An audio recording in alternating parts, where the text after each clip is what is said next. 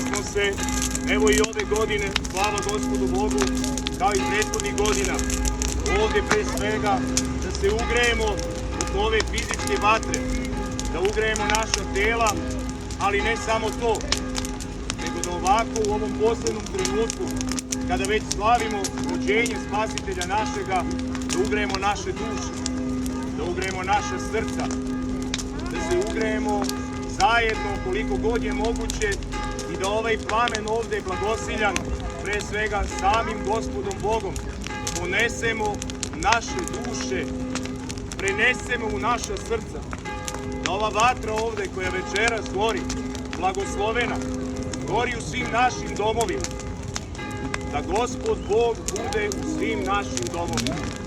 I kao što su pastiri doneli drvo i zahvaljujući mi njima svake godine dolazimo, donosimo i osvećujemo ovo badnje drvo i zagrevali Hrista koji je bio dete. Tako smo i mi danas ovde došli da se poklonimo Hristu Bogomladencu, da probamo, da osjetimo pre svega kako je lepo biti u blizini živoga Boga. Kao što nas ova vatra greje, budite svesni da nas tako i ljubav Hristova greje. A našem narodu pre svega je to i potrebno.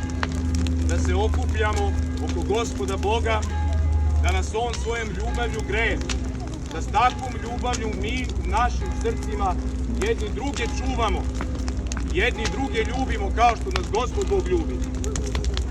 Da nema podjele između nas, da nema razlika između nas, jer smo svi Božja deca i deo jednoga naroda. Neka nas Gospod Bog sve blagoslovi, da se dugo godina u radosti i veselju okupljamo ovako svi u velikom broju, da slavimo njega, Bogomladenca Hrista, koji se rodio u pećini zbog nas, koji je tu zbog nas da nam pruži večnu ljubav, večnu uteku i večnu milost. Svima vama neka je sretan i Bogom blagosloven praznik, posebno našoj deci. I hvala vama, dragi roditelji, što ste danas smogli snage, pored svih vaših obaveza, a znamo da nisu male, da dođete danas ovde sa svojim podmlatkom, jer to je ono što je potrebno, pre svega svima nama, da vidimo našu decu, da naša deca vide nas, kako radimo prave stvari, kako ih učimo pravim stvarima, kako ih uznosimo Gospodu Bogu, koji ih jedini može čuvati savršeno, kao savršeni Bog.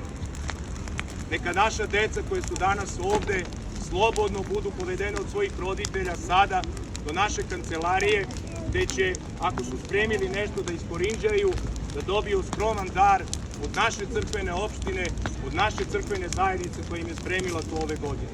Neka nas sve Gospod Bog čuva. Živi bili i sretni bili, mir Božji, Hristos se rodi. Hristos se rodi! Idemo pomagati.